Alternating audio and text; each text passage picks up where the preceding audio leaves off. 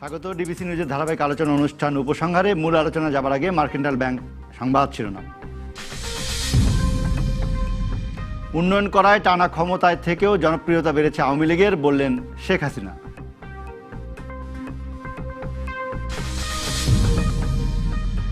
BNP সংসদে যাবে না, দলের সিদ্ধান্ত, বললেন মওদুদ। খালেদার মুক্তি নিয়ে বেকায়দায় নেই সরকার, মন্তব্য তথ্যমন্ত্রী।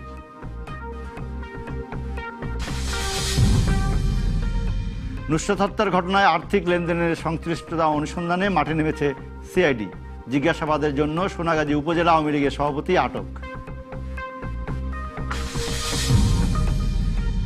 বিজেএমইএর ভবন ভাঙার কাজ সহজ নয়, জুৎসই প্রযুক্তি দেশে নেই, বলছেন বিশেষজ্ঞরা। সমন্বিত উদ্যোগের পরামর্শ।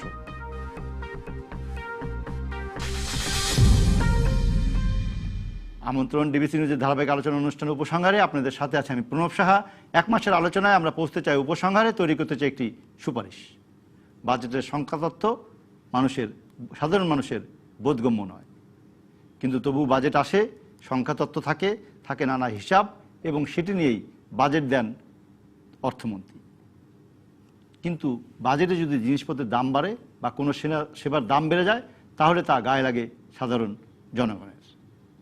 গরিব মানুষের জীবনের মান উন্নয়ন না হলে, তাদের আয় রোজগার না বাড়লে, অথবা যদি গরিব মধ্যবিত্ত মানুষের জীবনের মান উন্নত না হয়, তাদের সন্তানরা যদি লেখাপড়া শেষে কোনো চাকরি না পায়, দৃশ্যমান উন্নয়নে কি কখনো প্রশ্নবোধক হয়ে দেখা দেয় না? বলা হচ্ছে চলতি অর্থবছরে জিডিপি প্রবৃদ্ধি অর্জনকারী এশিয়ার 5 দেশের মধ্যে থাকবে বাংলাদেশ। বিশ্বব্যাংক বলছে এবার প্রবৃদ্ধি হবে 7.3%, কিন্তু সরকার প্রবৃদ্ধি করতে চায় 8%-এরও বেশি। লক্ষ্য যেমন 2021 সালের উচ্চ মাধ্যম আয়, 2041 সালে উন্নত দেশের, তখন উন্নয়নের পাশাপাশি দরকার সম্পদের সমতারও। কিন্তু যে গতিতে দেশের ধনীদের উত্থান হচ্ছে, তার উল্টো গতিতে কমছে গরিবদের আয়। 2010 থেকে 2016 পর্যন্ত 6 বছরে সবচেয়ে ধনী 5% পরিবারের আয় বেড়েছে প্রায় 57%, কিন্তু গরিব মানুষ যাদের মাসিক আয় ছিল 2010 সালে 1791 টাকা, 6 বছর পর সে আয় দাঁড়িয়েছে 733 টাকা।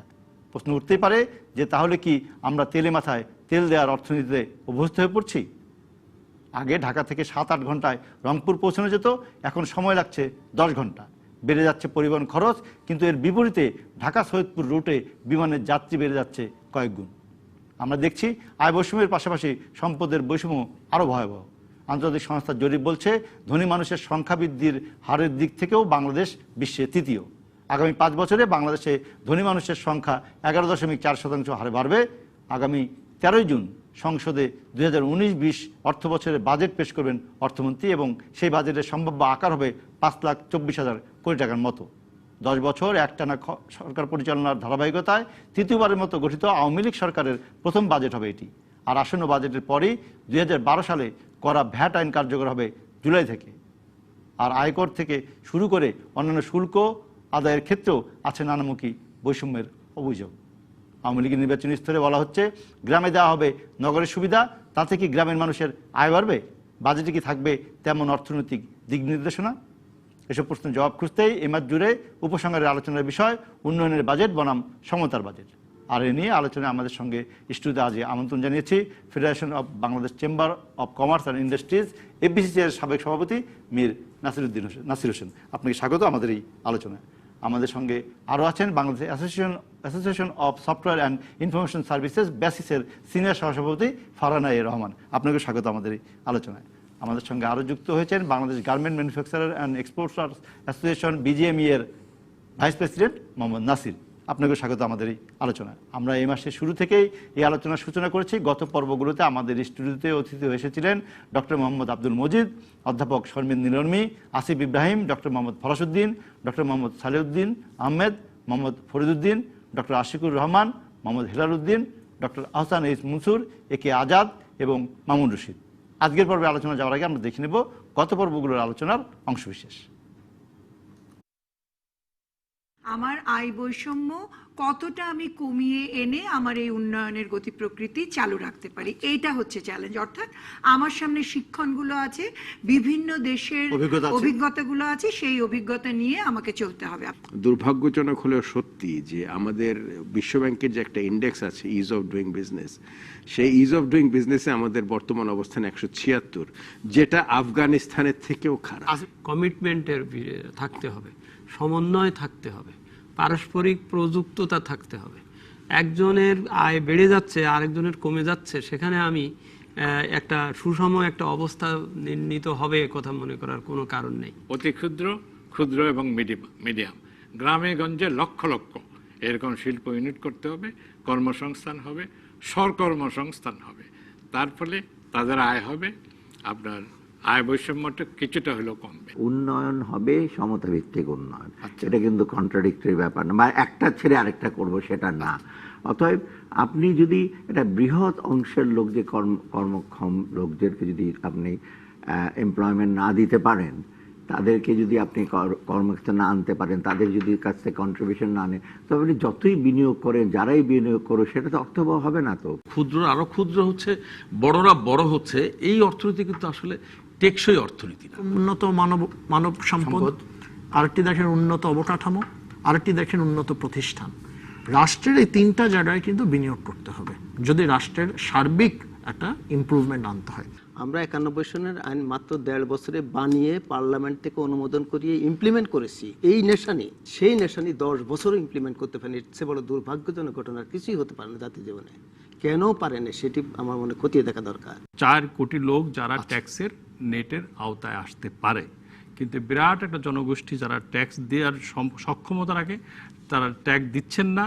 তাদেরকে ট্যাক্সের আওতা আনার জন্য আমরা সরকারকে বলেছি এনবিআর এর সক্ষমতা বাড়ানোর জন্য। আমি এটুকুই বুঝেছি এনবিআর এর সাথে অনেকদিন কাজ করে, যে এনবিআর এর ফিল্ড লেভেল বটম আপ অ্যাপ্রোচে এনবিআর এর রিফর্ম হবে না, কারণ সেখানে স্বার্থান্বেষী মহল ব্যাপকভাবে জড়িত। ট্যাক্স ফাঁকি কিংবা ভ্যাট ফাঁকি, সেই বিষয়টার ক্ষেত্রে আমরা কিন্তু শক্ত হতে পারছি না।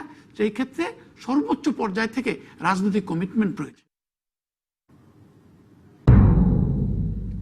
দর্শক, আপনারা আমাদের সাথে যুক্ত হতে পারেন, প্রশ্ন করুন অথবা মতামত দিন টেলিভিশন দেখানো ফোন নাম্বারে।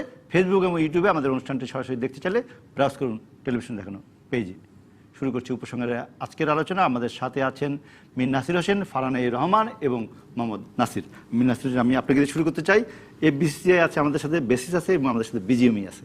কিন্তু আমি আলোচনাটা শুরু করতে চাই আজকে, যে একটা হলো করের ব্যাপার আছে, আপনাদের কর কমানোর প্রস্তাব আছে, এনবিআর সাথে কিছুদিন বেসিসের কথা হয়েছে, বিসিসিআই তো নিশ্চয়ই কথা বলছে, বিজিএমও কথা বলছে।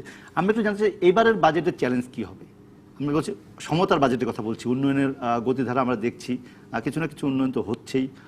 আপনি যদি সংখ্যার দিক থেকে তথ্য বলেন, কিছু ইন্ডেক্স বলেন, তার কিছুটা সবুজ সংকেত আমরা পাই। কিন্তু সাধারণ মানুষ, কর্মসংস্থানের একটা বড় ব্যাপার হলো যে আপনারা বলছেন যে মাথাপিছু আয় বেড়ে যাচ্ছে, আমার আয় বাড়ছে না, বা আমার সংসারে একজন লোক, কর্মক্ষম লোক, সে চাকরি পাচ্ছে না বা কাজ করতে পারছে না, আমার পরিবারের তো আয় বাড়ছে না। এই সমতার জায়গাটায় আপনাদের সুপারিশ কী হবে, বা আপনার প্রস্তাবনা কি একজন ব্যবসায়ী উদ্যোক্তা হিসাবে? ধন্যবাদ। আপনি অনেকগুলি প্রশ্ন করেছেন। প্রথম প্রশ্ন হচ্ছিল যে চ্যালেঞ্জটা কি। যে কোনো বাজেটের মূল চ্যালেঞ্জ থাকে এর অর্থায়ন এবং বাস্তবায়ন। বাজেটের আকার বাড়ছে, 5,24,000 কোটি টাকার কথা, যেখানে 4,60,000 কোটি টাকা প্লাস ছিল। তো এখানে অর্থায়নটা সবচেয়ে বড় কারণ হচ্ছিল যে আমাদের মেইন স্ট্রিম যেটা, সেটা হচ্ছিল রেভিনিউ আর্নিংস, রেভিনিউ কালেকশনস। কিন্তু যে হারে লক্ষ্যমাত্রা ধার্য করা হচ্ছে সেটা অর্জন করা সম্ভব হচ্ছে না। বর্তমানে ট্যাক্স রেভিনিউ ইনকাম কিন্তু সবচেয়ে লোয়েস্ট পর্যায়ে রয়েছে, ঋণাত্মক পর্যায়ে চলে গেছে। এই জায়গাটা সবচেয়ে বড়। এখানে হচ্ছিল যে আমরা করের আওতায় সবাইকে আনতে পারছি না।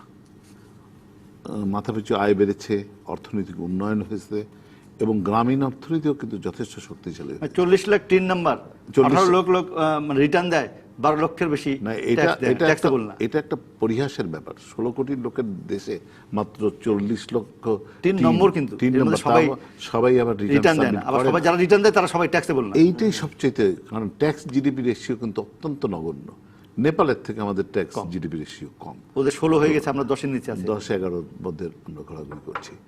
এই জায়গাটা অ্যাড্রেস যতক্ষণ না করা যাচ্ছে, রেভিনিউ কালেকশন, যারা কর দিতে সক্ষম তাদের করের আওতায় আনা যতক্ষণ না যাচ্ছে ততক্ষণ কিন্তু আপনি কাঙ্ক্ষিত কোনো সাফল্য পাবেন না। তারপরে রয়েছে হচ্ছিল বাজেট ডেফিসিটটা, 5% অফ দি জিডিপি হচ্ছিল প্রায় বাজেটের ডেফিসিট। সেই ডেফিসিটের মধ্যে একটা বড় অংশ ছিল আভ্যন্তরীণ সূত্র, আর একটা ছিল বিদেশি ঋণ বা সেটা তো আমরা অনেকটা সেই নির্ভরতা কমেছে আমাদের। এটা কমেছে না, ওই জায়গা আমাদের বাস্তবায়নের সমস্যা রয়েছে, কারণ উন্নয়ন প্রশাসনের দুর্বলতা প্লাস হচ্ছে আপনার তড়িৎ সিদ্ধান্ত গ্রহণের অভাবের জন্য যতটুকু বাস্তবায়ন হয় তার গুণগত মান নিয়েও প্রশ্ন আছে। ফরেন কারেন্সির যে আর্নিংটা আসে সেটা তাকে দ্বিমাত্রিক সুবিধা সৃষ্টি করে। একটা হচ্ছিল যে বাজেটের ডেফিসিটটাকে কমিয়ে আনে, 2 নম্বর হলো ডেট সার্ভিসিং এর ক্ষমতাটা বাড়ে, আর সেই জন্য আভ্যন্তরীণ সূত্রের উপরে চাপটা কম পড়ে। প্রায় 40,000 কোটি টাকার উপরে আভ্যন্তরীণ থেকে সংগ্রহ করতে হয়, এবং দেখা গেছে যে কস্টলিয়েস্ট বড়োইং এটা, কারণ হচ্ছিল যে আপনি সঞ্চয়পত্র থেকে 12% নিচ্ছেন, ব্যাংকের থেকে নিলে 10% বা 9% দিচ্ছে। এটি কিন্তু বাজেটের জন্য খুব শুভকর না, কারণ হচ্ছিল যে এটা তো সরকারকে ফেরত দিতে হচ্ছে, বর্ধিত আকারে দিতে হচ্ছে। সেই জন্য আমি মনে করি যে অর্থায়নটা সবচেয়ে বড় সমস্যা, চ্যালেঞ্জ। আর দ্বিতীয় চ্যালেঞ্জটা হচ্ছে হলো বাস্তবায়ন। আপনার 1,73,000 কোটি টাকা হচ্ছিল ডেভেলপমেন্ট বাজেট, এডিবি। এটা প্রত্যেক বছর বাড়ছে, কিন্তু আমাদের কি সক্ষমতা সেভাবে বাড়ছে? দেখা যাচ্ছে যতটুকু বাস্তবায়ন হচ্ছে তার গুণগত মানটাই গুণগত মান। একটা জিনিস হচ্ছিল কি, বাজেট বছরের অধিকাংশ সময় পার হয়ে যাচ্ছে, দেখা যাচ্ছে যে percentage of achievement is not satisfactory. লাস্টের দিকে হচ্ছে তড়িঘড়ি করে, সেখানে কোয়ালিটির একটা ইস্যু রয়েছে, আর একটা পাস অন হয়ে যাচ্ছে নেক্সট ইয়ারে। মানে অ্যাকচুয়ালি কিন্তু মানে যতটুকু হওয়ার কথা সেটা হচ্ছে না। এই জায়গাটা আমাদের অ্যাড্রেস করতে হবে যদি আমরা কাঙ্ক্ষিত সফলতা পেতে চাই। আর একটা জিনিস বলেছেন আপনি, যে বৈষম্যের কথা বলেছেন। আমরা যে জায়গাটা অ্যাচিভ করতে পারছি না, আনফর্চুনেটলি ফর মেনি ইয়ার্স, মানে অনেক বছর ধরে, সেটা হচ্ছিল ব্যক্তিখাতের বিনিয়োগ। ব্যক্তিখাতের বিনিয়োগ হচ্ছিল আমরা 22%-এর মতো, সরকারি বিনিয়োগ কিছুটা বেড়েছে 7-7.5%, 30-এর উপরে গেছে। আমরা যদি আজকে 8% গ্রোথ রেট ধরে রাখতে চাই, এবং আমরা যদি মধ্যমায়ের দেশের স্ট্যাটাসটা বজায় রাখতে চাই, সেই জায়গাতে আপনার একটা সাস্টেনেবল পিরিয়ডের জন্য আপনার মিনিমাম জিডিপির 35%-এর উপরে যদি আপনি ইনভেস্টমেন্ট অর্থনীতিতে না করাতে পারেন, তাহলে সেই উন্নয়ন টিকে থাকবে না, হবে না। আর এটাতে কি অসুবিধা সৃষ্টি করছে, আপনার প্রশ্নের উত্তর সেখানে হচ্ছে কর্মসংস্থান সৃষ্টিতে ব্যাহত হচ্ছে, এবং সেটা বাড়ছে না। বরং আমরা দেখছি যে টেকনোলজিক্যাল ডেভেলপমেন্টের জন্য বৃহৎ শিল্পগুলিতে কর্মসংস্থান কিন্তু সংকুচিত হয়েছে। তো আমাদের দরকার ছিল স্মল মিডিয়াম ইন্ডাস্ট্রিগুলি গ্রো করে সেখানে কর্মসংস্থান শিল্পের দিকে বেশি যাওয়া। হ্যাঁ, আমাদের প্রত্যেক বছর 25-26 লক্ষ তরুণ শিক্ষিত আসছে, কিন্তু প্রাইভেট সেক্টর এখন মেইন জব ক্রিয়েটার, তারা কিন্তু 14-15 লক্ষের বেশি করতে পারছে না। এই জায়গাটা অ্যাড্রেস না করতে পারলে যে জিনিসটা চাই, যে বৈষম্য যেটাকে বলছেন, বাড়বেই বরং। আমি ফারহান আপনার কাছে যাবো। ডিজিটাল প্রযুক্তির সঙ্গে আছেন এবং ব্যাসিসের কাছে আমাদের অনেক আশা, যে তারা অনেক কাজও করছে। আপনি কি মনে করেন আমাদের তরুণদের, যে কর্মক্ষম তরুণ, যে আমাদের এই যে 20 লক্ষ আসে, তার থেকে 10-12 লক্ষ টাকা কোনোরকম আমরা ম্যানেজ করি, বাকিদের করার ক্ষেত্রে তথ্য প্রযুক্তি খাত বলি বা ডিজিটাল খাত বলি, সেখানে কতটুকু সম্ভাবনা দেখেন? আপনারা তো নিজেরা কাজ করছেন এটা নিয়ে, আদৌ কি এটা দিয়ে কিছু করা সম্ভব? প্রথমেই বলতে চাই যে বাজেট নিয়ে প্রতিবার আমরা বাজেটের আগে অনেক আলাপ আলোচনা করি, এবং সেটা অনেক আগের বছরের বাজেটে কি ছিল বা কি আমরা অ্যাচিভ করতে পারিনি, কিন্তু আসলে সারা বছর এই আলোচনা এবং এর বাস্তবায়নের সঙ্গে আমাদের আলাপটা সেভাবে আগায় না। সেজন্য আমরা এপ্রিল মাসে শুরু করলাম। হ্যাঁ, তো এটা অলমোস্ট বাজেটের কাছাকাছি সময়ে আমরা চলে এসেছি। কিন্তু যেই কথাটা নাসির ভাই বলেছেন, আমি ওই জায়গাটা থেকে শুরু করতে চাই, যে বাস্তবায়নের জায়গাটাতে আমাদের জোর দেয়া, এবং আসলে বিভিন্ন লেভেলে এই বাস্তবায়নটাকে করানোর যে প্রক্রিয়া, সেই প্রক্রিয়ার সঙ্গে আমাদের আসলে জড়িত হওয়া প্রয়োজন বলে আমি মনে করি। আপনি যেটা বলছিলেন যে ডিজিটাল ইন্ডাস্ট্রি বা আমাদের যে আইসিটি খাতে কিন্তু স্টুডেন্ট থেকে শুরু করে ইয়াং জেনারেশন খুব ভালোভাবেই কিন্তু নিজেদেরকে ইনভলভ করেছে, এবং কিন্তু আমাদের এখন কি প্রয়োজনটা কি, যে এটাকে আসলে এখানে সম্ভাবনা আছে কিনা। সম্ভাবনা আছে বলেই কিন্তু শুধু বাংলাদেশ না, সারা বিশ্বই কিন্তু বিভিন্ন শিল্প খাত এখন আইসিটি ব্যবহার করে তার এফিসিয়েন্সি বাড়াচ্ছে, তার প্রোডাকশনটাকে আরো প্রোডাক্টিভিটি বাড়াচ্ছে। যে কথাটা আসছে যে আমরা চতুর্থ শিল্প বিপ্লব সামনে, ফোর্থ ইন্ডাস্ট্রিয়াল রেভলিউশন সামনেই আমরা এক্সপিরিয়েন্স করতে যাচ্ছি, সেখানে আমাদের অনেক আনএমপ্লয়মেন্ট তৈরি হবে, কিন্তু সেই জায়গাটা নিয়ে আমরা ভাবছি কিনা, সেই জায়গাটা আমরা ভাবছি কিনা, কারণ ওখানে কিন্তু অনেক লোক বেকার হয়ে যাবে, কিন্তু তাদের রিস্কেলিং মানে তারা আসলে অন্য কোন জায়গাগুলোতে ফিট ইন করে, তারা এখন যে স্কিল সেটটা নিয়ে আছে সেই স্কিল সেটটাকে আবার কিভাবে রিমডেলিং করা যায় এবং তাদেরকে আবার কিভাবে এমপ্লয়মেন্টের আওতায় নিয়ে আসা যায়, সেগুলো কিন্তু এবারের বাজেটে তার একটা প্রতিফলন থাকা উচিত বলে আমি মনে করি। আপনাদের মত কি? আমাদের এই নতুন চ্যালেঞ্জগুলো আমাদের সামনে আসছে, সেটাকে কিন্তু কনসিডার করা যত তাড়াতাড়ি আমরা শুরু করব। এটা শুধু আইসিটি খাত না, আইসিটি খাতের কাজ করার পরিসরটা বাড়বে, এটা ঠিক, কিন্তু প্রত্যেকটা ইন্ডাস্ট্রি কিন্তু এফেক্টেড হবে, এবং সে যত তাড়াতাড়ি এই সেটা গার্মেন্টস ইন্ডাস্ট্রি হোক। এটা কি একটু সাংঘর্ষিক হয়ে যাচ্ছে যে আমার আইসিটি খাত, ডিজিটাল খাত যত বেশি বিকশিত হবে, আমার অন্য শ্রমনির্ভর খাত তত বেশি ক্ষতিগ্রস্ত হবে? জিনিসটা যে যেভাবে দেখে, হ্যাঁ, এটাকে কিন্তু যদি আমরা এমন ভাবে দেখি যে যেই জায়গাগুলোতে আমরা আনএমপ্লয়মেন্ট এক্সপেক্ট করছি, সেই জায়গাগুলো যদি আমরা আগেই চিহ্নিত করতে পারি এবং তাদেরকে নিয়ে যদি আমরা প্ল্যানিংটা করতে পারি, তাহলে কিন্তু আসলে এটা সেভাবে সাংঘর্ষিক কখনোই হবে না, বরং সেখান থেকে আসলে কিন্তু আমরা নতুন অন্যরকম সম্ভাবনা আমরা পাবো, অন্যরকম জিনিস বের করে নিয়ে আসতে পারবো, এবং যে সম্ভাবনাটার কথা আমরা বলছি সেই সম্ভাবনা জায়গায় আমরা পৌঁছতে পারবো।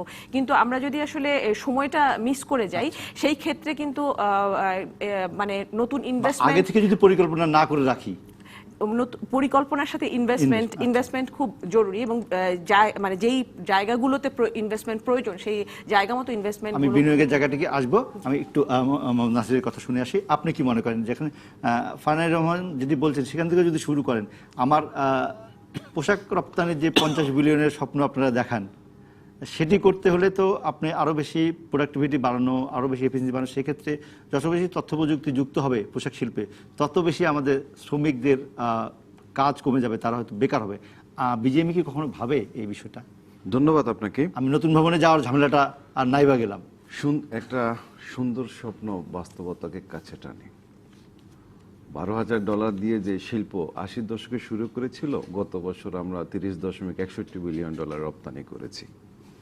আমাদের একটা চ্যালেঞ্জ, এখন সবচেয়ে বড় চ্যালেঞ্জ, আমরা ডিসেম্বরের ন্যূনতম মজুরি বাস্তবায়ন করেছি।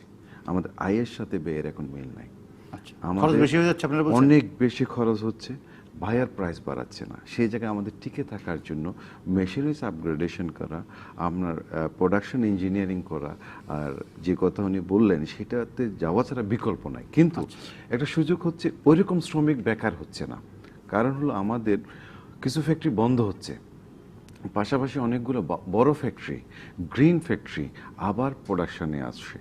2014 থেকে এই পর্যন্ত প্রায় 1250 ফ্যাক্টরি বন্ধ হয়ে গেছে। কিন্তু পাশাপাশি আপনি দেখবেন যে 82টা গ্রিন ফ্যাক্টরি বন্ধ হয়ে যাওয়া কারখানাগুলো শ্রমিকরা কি এখানে কোনোভাবে? হ্যাঁ, অবশ্যই সমন্বয় করা যাচ্ছে। সমন্বয় করা যাচ্ছে, কারণ হলো যে ফ্যাক্টরিগুলো নতুন প্রোডাকশনে আসছে তাদের সাইজ হচ্ছে বড়, তারা গ্রিন ফ্যাক্টরি, USGBC সার্টিফাইড, এই ধরনের ফ্যাক্টরিগুলো। আর যে ফ্যাক্টরি বন্ধ হচ্ছে সেগুলি ক্ষুদ্র মাঝারি, সেখান থেকে এই শ্রমিকগুলা ওই বড় ফ্যাক্টরিতে গিয়ে তাদের কর্মসংস্থান হচ্ছে। কিন্তু তারপরও যে 100% শ্রমিক যে কাজ পাবে সেটাও নিশ্চিত নাই। এখানে সমস্যাটা হচ্ছে, আমরা যদি আমাদের এফিসিয়েন্সি বাড়াতে পারি, আমাদের একটা সুযোগ আছে বড়। সেই সুযোগটা হলো, China first largest exporting country in the world, তাদের এক্সপোর্ট হলো 34% ওয়ার্ল্ডের, আর আমরা second largest exporting country in the world, আমাদের এক্সপোর্ট হচ্ছে মাত্র 6.5%। আমাদের ফার্দার গ্রো করার কিন্তু যথেষ্ট সুযোগ রয়েছে আমাদের। এখন সেই জায়গাটায় যদি আমরা প্রোডাকশন ইঞ্জিনিয়ারিং বলেন, আমাদের মেশিনারিজ আপগ্রেডেশন করে আমরা যদি বাড়াতে পারি, আমরা প্রোডাক্ট এবং মার্কেট ডাইভার্সিফাই করতে পারি। সেখানে তো বিনিয়োগের ব্যাপার আছে। যদি ফারহানা রহমান বলেন তাহলে তো আপনাদেরকে নতুন করে বিনিয়োগে যেতে হবে। হ্যাঁ, বিনিয়োগ তো এখন তো আমরা দেখছি যে বিনিয়োগই একটা বড় ধরনের চ্যালেঞ্জ হয়ে যাচ্ছে আমাদের। আমরা বলছি যে অর্থের সংশ্লেষণ নাই, টাকার অভাব দেখা যাচ্ছে বিনিয়োগের ক্ষেত্রে এবং বেসরকারি বিনিয়োগের ক্ষেত্রে। যেটি মোহাম্মদ নাসির বললেন যে বিনিয়োগটা যদি বেসরকারি খাতে বড় বেশি না হয়, সরকারি খাতের বিনিয়োগ কিছুটা হলেও বাড়ছে। আমরা নানা রকম বড় মেগা প্রকল্প দেখছি, অবকাঠামোতে কিছুটা উন্নত করার চেষ্টার জন্য একটা বিনিয়োগ হচ্ছে। কিন্তু ব্যবসায়ীদের মধ্যে থেকে বা ব্যক্তি উদ্যোগ বা বেসরকারি খাতের বিনিয়োগের ক্ষেত্রে একটা বড় চ্যালেঞ্জ হয়ে দাঁড়িয়েছে অর্থের সংশ্লেষণ। এটা একটু কথা শুনবো, বিরতি থেকে ঘুরে আসি। উপসংহারে এই পর্যায়ে নিচ্ছি একটি বিরতি, আমাদের সাথেই থাকুন।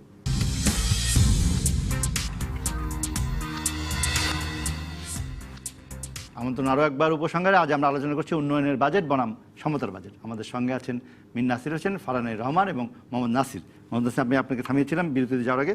বিনিয়োগের ব্যাপারটায় আমরা আসতে চাই।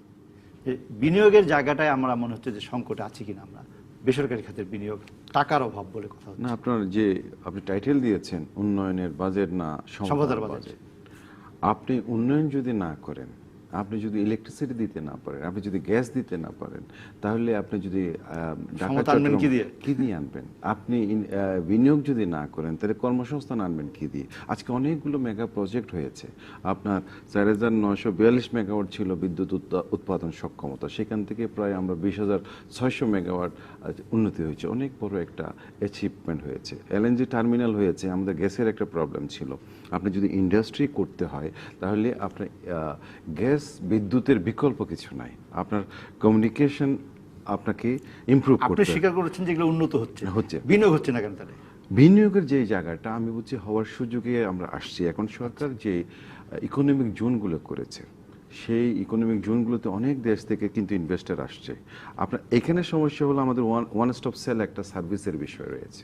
ডুইং বিজনেসের যে অবস্থা, ইজ অফ ডুইং বিজনেস, যেটা আমি দেখলাম আগের বক্তা একজন বললো আগের প্রোগ্রামে আপনার, সেই জায়গাটা আমাদেরকে ওয়ান স্টপ সেল, যেখানে এসে আমরা চায়না থেকে অনেক ইনভেস্টর কিন্তু বাংলাদেশে এখন আসছে ইনভেস্ট করার জন্য। আমাদের গার্মেন্টসও কিন্তু ব্যাকওয়ার্ড আসবে টেক্সটাইলে অনেকগুলো। আমরা এখন 60% ওভেন ফেব্রিক কিন্তু চায়না থেকে বা অন্যান্য দেশ থেকে ইম্পোর্ট করি। সেই ব্যাকওয়ার্ড ইন্ডাস্ট্রিগুলো হওয়ার কিন্তু যথেষ্ট সুযোগ রয়েছে। সেটার জন্য ইনফ্রাস্ট্রাকচার যে সমস্যাগুলো ছিল, সেই সমস্যাটা অনেকাংশে আমরা কেটে উঠেছি। এখানে আরেকটা সমস্যা আমাদের রয়ে গেছে, সেটা হলো ডিপ সি পোর্ট। আমাদের যেভাবে লিড টাইম একটা বড় ফ্যাক্টর কিন্তু পোশাক রপ্তানির ক্ষেত্রে, নির্দিষ্ট সময়ে নির্দিষ্ট পণ্যটা আপনার স্টোরে পৌঁছানোর জন্য। আমরা এখন সিঙ্গাপুর এবং কলম্বো হয়ে আমাদের এক্সপোর্ট হচ্ছে, ফিডার ভেসেল কানেক্ট করে মাদার ভেসেলে। সেই জায়গাটায় যদি আমরা একটা ডিপ সি পোর্ট, একটা চ্যালেঞ্জ, পদ্মা সেতু মতো চ্যালেঞ্জ মাননীয় প্রধানমন্ত্রী নিয়েছেন এবং সফল হয়েছেন, দৃশ্যমান হয়েছে। আমরা যদি একটা ডিপ সি পোর্ট, আমি মনে করি এটা ব্যবসায়ীদের প্রাণের দাবি, অনেক টাইম সেভিং হবে। যেখানে আপনার সোনা দিয়ে করার কথা ছিল, পরে মহেশখালীতে এখন আপনার যেটা জায়গা যে কয়লা বিদ্যুৎ প্রকল্প, সেখানেও কিন্তু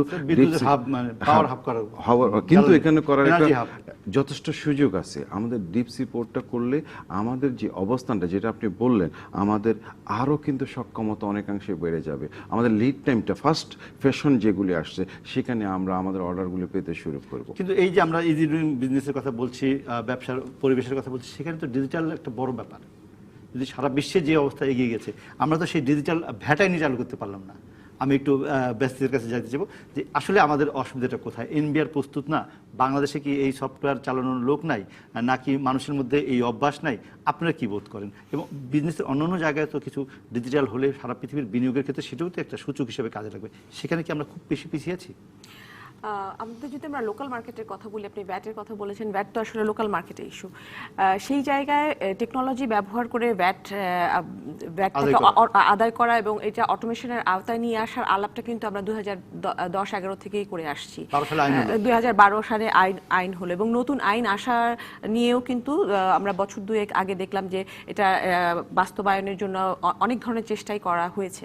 কিন্তু যেই জায়গাটাতে আমরা আটকে যাচ্ছি, একটা তো হচ্ছে টেকনোলজি ভীতি একটা কাজ করছে আমার কাছে যেটা মনে হয়, সেটা একটা আছে এবং অন্যান্য ব্যবসার ক্ষেত্রে এবং পদ্ধতিতে থাকতে চাই।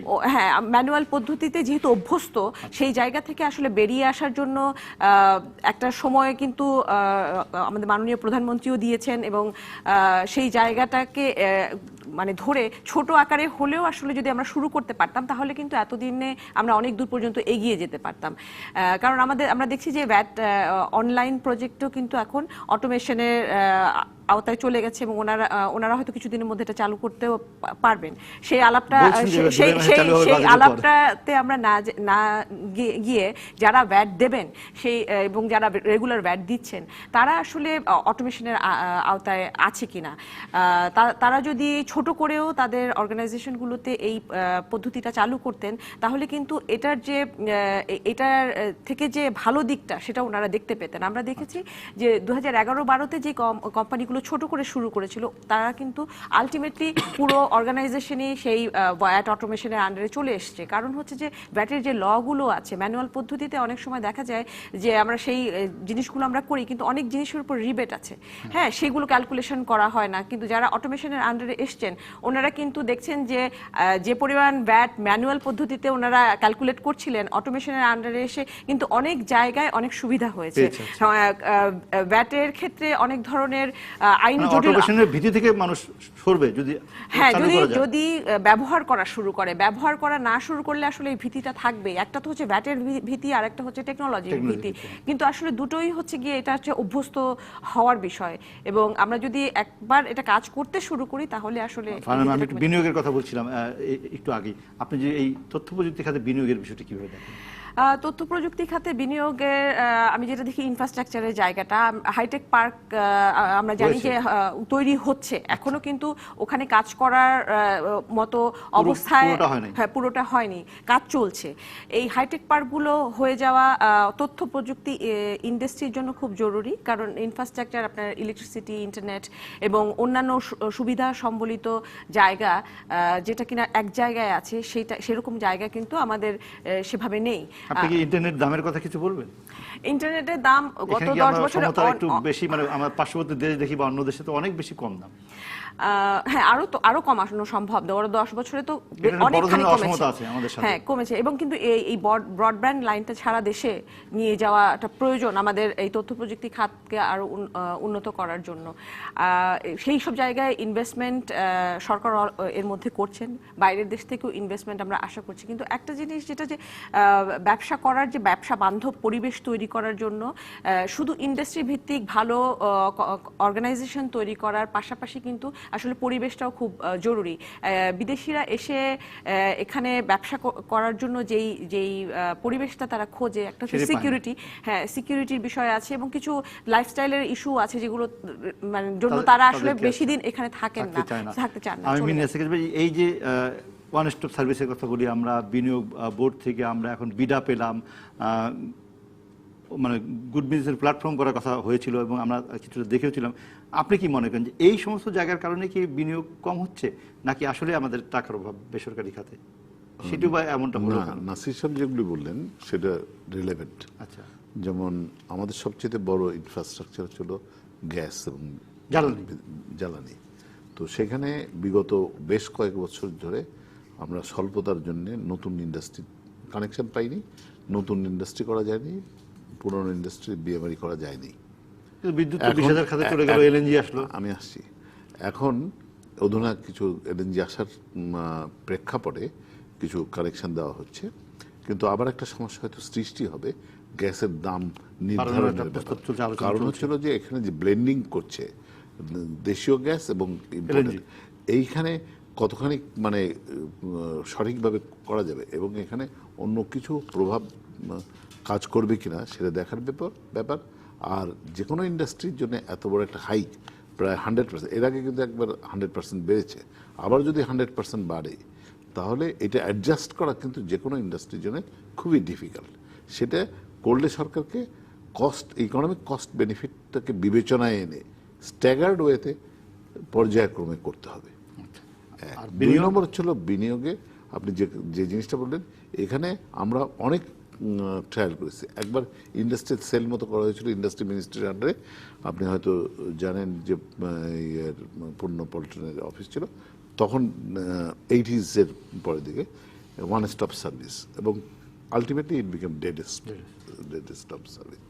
আমরা করলাম বিওআইতে সমস্ত সুবিধা, ইট ডিডন্ট ওয়ার্ক। এখন বিডা করেছি, বিডার পরেও কি আমরা সেরকম উন্নতি দেখতে পাচ্ছি? যদি তাই হয় তাহলে আমরা সূচকের দিক দিয়ে এত পিছিয়ে যাচ্ছি কেন? কস্ট অফ ডুইং আমাদের বিজনেস তো বেড়ে যাচ্ছে কেন? সাথে সাথে যে আমাদের উনি পোর্টের কথা বলছেন, চিটং পোর্ট হচ্ছে আমাদের লাইফ লাইন ইকোনমির, but it is one of the worst ports in a sense যে কস্টের দিক দিয়ে it is one of the costliest port in the world. এটা টার্ন আউট সময় বেশি, এখানে জাহাজ আসতে পারে, লাইটারেজের যে একটা সমস্যা রয়েছে সবের, এটা কিন্তু প্রোডাক্টের উপরে এসে পড়ছে আলটিমেটলি। তো এই জায়গাগুলি হচ্ছে। সাথে সাথে এখন যেটা আমরা এক সময় মনে হচ্ছিল বছর দুই আগে লিকুইডিটির উপরে ভাসছিলাম, হ্যাঁ টাকার, এখন হঠাৎ এখন করে লিকুইডিটি ক্রাইসিস। আমি একটু বিস্তারিত আলোচনা করার জন্য বিরতির পর ফিরে এসে বিস্তারিত আলোচনা হবে। উপসংহারের এই পর্যায়ে আরেকটি বিরতি। আমাদের সাথে আছেন মীর নাসির, আছেন ফারহানা রহমান এবং মোহাম্মদ নাসির।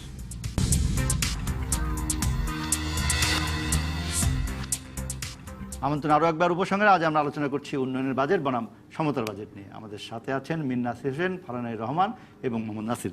মীর নাসির হোসেন, আপনি স্থানীয় বিনিয়োগের জায়গাটা খুব গুরুত্ব দিতে চাই। আমি কর্মসংস্থান না বাড়লে সমতা লিকুইডিটির প্রশ্নে আসছিলাম। হ্যাঁ, যে লিকুইডিটি এখন দেখা যাচ্ছে, আপনি বলছেন আগে ভাসছিল, এখন টাকাই নেই। হ্যাঁ, তার প্রতিফলন দেখা যায় হচ্ছিল মনিটারি পলিসিতে আপনার আছে 16.5% private sector credit growth projection দেওয়া আছে, এখন আছে 12-12.5-এর মধ্যে, বাড়ছে না।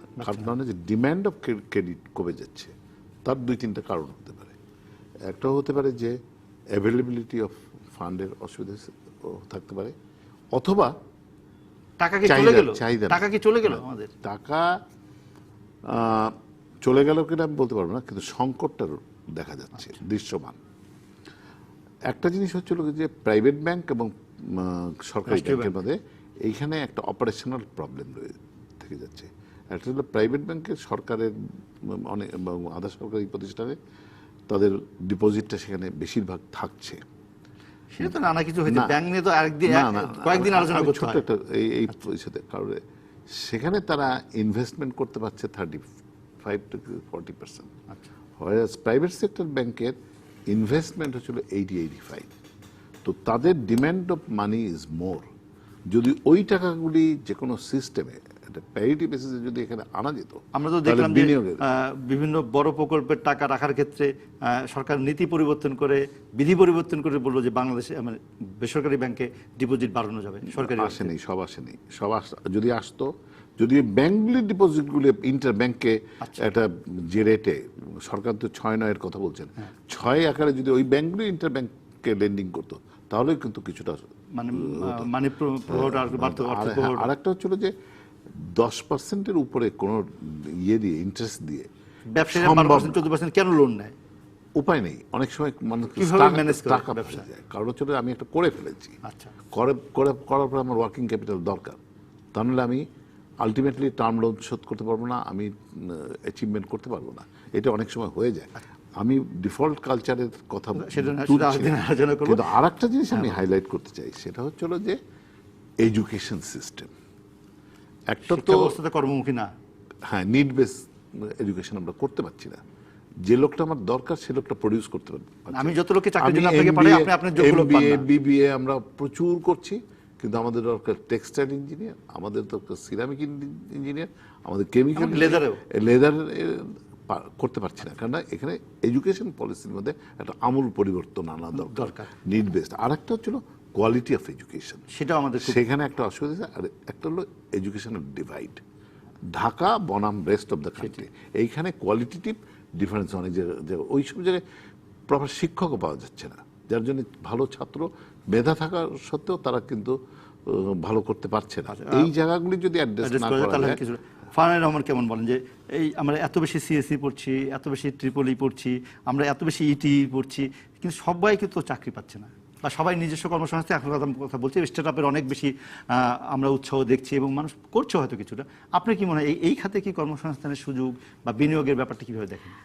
আমাদের একটা বড় মাইন্ড শিফটের দরকার আছে বলে আমি মনে করি, যেটা কিছুটা নাসির ভাই বলেছেন। সেটা হচ্ছে যে আমরা সবাই এত MBA এত BBA কর্মসংস্থান আমাদের নেই, কিন্তু দেখেন কারিগরি শিক্ষার দিকে কিন্তু আমরা সেভাবে এখনো সামাজিকভাবে সেই অবস্থানটা আমরা এখনো তৈরি করতে পারিনি। সবার কি আসলে মাস্টার্স পাস করার প্রয়োজন আছে? সেই জায়গাটা আমাদের একটু খোঁজা দরকার আছে। কোয়ালিটি অফ এডুকেশনের কথা বলেছেন, কোয়ালিটি অফ এডুকেশন যদি আমরা বাড়াতে পারি, সেই জায়গায় আসলে কিন্তু এই যে কারিগরি শিক্ষার যে কথাগুলো আমরা বলছি, যে ভালো শেফ বা অন্যান্য যে ক্ষেত্রগুলো আছে, শেফ তো একটা অনেক বড় জায়গা আছে, যে জায়গাটাতে কিন্তু বাংলাদেশ থেকে বিদেশে পর্যন্ত আমরা এই জনশক্তি যদি আমরা তৈরি করতে পারি, সেটা কিন্তু আমরা রপ্তানি করতে পারবো। নার্সিং এর কথা বলে, হ্যাঁ নার্সিং আছে, কেরালা একচেটিয়া সারা পৃথিবীতে, এক্স্যাক্টলি মায়ানমার। সো এই জায়গাগুলো কিন্তু আমরা আলাপ করছি, অনেক বছর ধরে আলাপ করছি, কিন্তু এই জায়গাটা একটা তো হচ্ছে যে এই ইনফ্রাস্ট্রাকচার তৈরি করে তাদেরকে এই শিক্ষা ব্যবস্থায় উৎসাহিত করা, আরেকটা হচ্ছে যে তাদেরকে সামাজিকভাবে প্রতিষ্ঠিত করা, যে এইগুলো আসলে ইকুয়ালি ইম্পর্টেন্ট প্রফেশন এবং সেখান থেকে সে ভালো জীবন যাপন করতে পারে। এবং স্টার্টআপের ক্ষেত্রে বিনিয়োগের অভাবটা কোথায়, মানে পুঁজির অভাব একটা বড় ব্যাপার। স্টার্টআপের ক্ষেত্রে শুধু না, আমি বলবো যে ওভারঅল আপনি আইটি ক্ষেত্রে ইনভেস্টমেন্ট প্রয়োজন। আমরা এক্সপোর্টের কথা বলছি, আমরা লোকাল মার্কেট ক্রিয়েশনের কথা বলছি, প্রত্যেকটা জায়গায় কিন্তু আসলে ইনভেস্টমেন্টের দরকার আছে।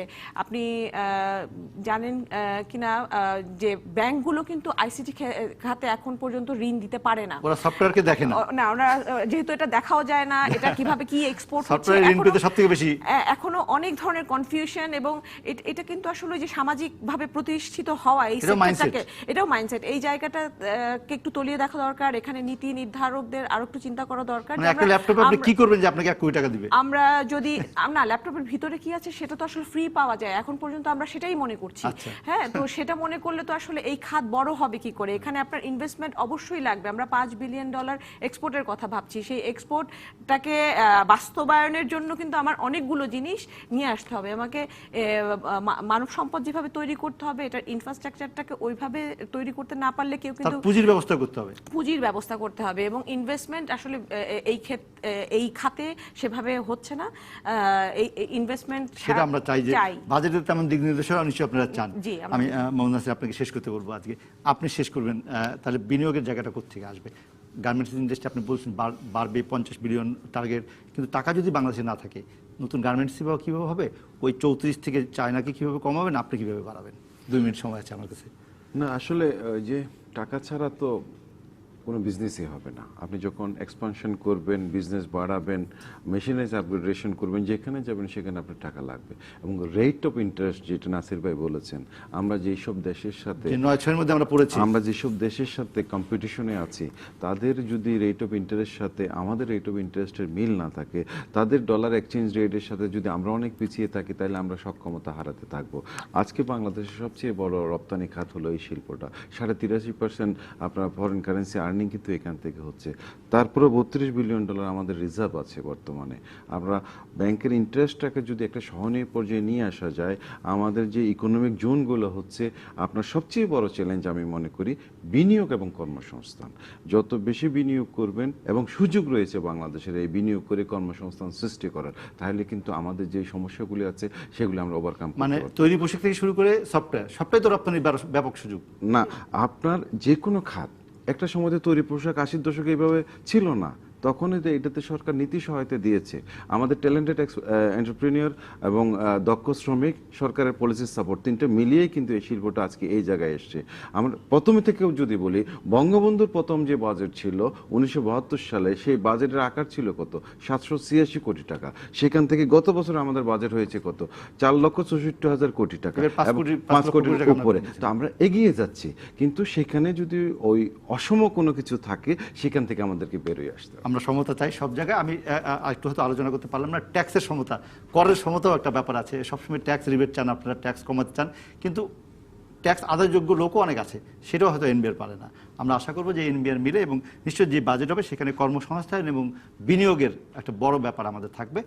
ফারহানুর রহমান যে দুঃখ করলেন যে সফটওয়্যার রপ্তানি দেখে না, ব্যাংক ঋণ দেয় না, কিন্তু অনেক জায়গায় ঋণ দিয়ে ঋণ খেলাপি হয়ে সেটা একটা বড় ধরনের সমস্যা হিসেবে বাংলাদেশে দাঁড়িয়েছে, যেটা হয়তো শোধ করতে পারতো সফটওয়্যাররা বা বেসিসের ক্ষেত্রে হয়তো এটা অনেকটা ক্ষেত্রে।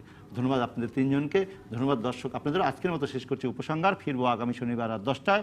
আলোচনা হবে আবারও উন্নয়নের বাজেট বনাম সমতার বাজেট। এই নিয়ে থাকবেন অন্য অতিথি, থাকবেন নতুন অতিথি, থাকবেন আপনারা। ডিবিসি নিউজের সঙ্গে থাকবেন 24।